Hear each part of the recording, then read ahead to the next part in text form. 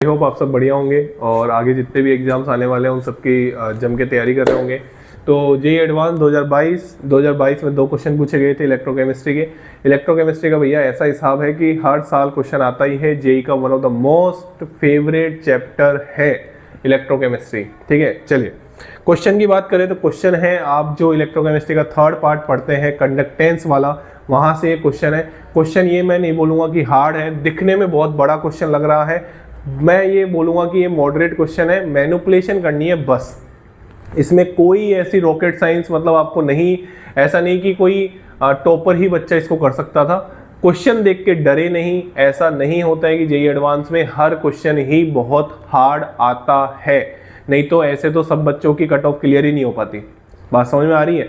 ठीक है, तो हमको वही क्वेश्चन छांटने होते हैं जो हम आसानी से आराम से दिमाग लगा के कर सकते हैं।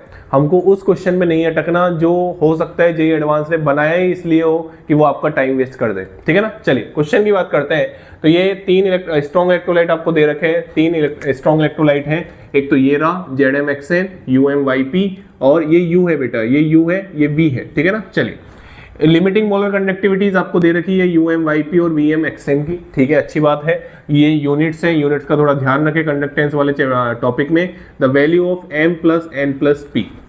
क्वेश्चन आपको करते करते समझ में आ जाएगा। 3 स्ट्रॉन्ग इलेक्ट्रोलाइट दे रखे हैं, यहाँ पे आप आयंस की ये आयंस हैं और ये उनकी क्या है, लिमिटिंग मोलर कंडक्टिविटी।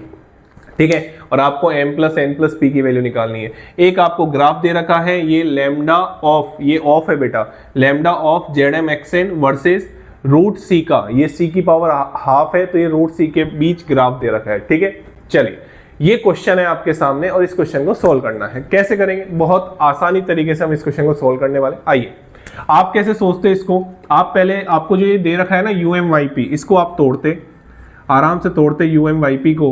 तो UmYp आप तोड़ते तो ये आपका निकल के आता है स्ट्रॉन्ग इलेक्ट्रोलाइट है। तो आप यहाँ पे आराम से लिख सकते थे क्या क्या लिख सकते थे यहाँ पे, बताओ जल्दी। यहाँ पे आप लिख सकते थे MU, हाँ भाई बताओ, P+ आएगा, बिल्कुल P+ आएगा सर, बिल्कुल सही है, प्लस, हाँ भाई बताओ, PYM-।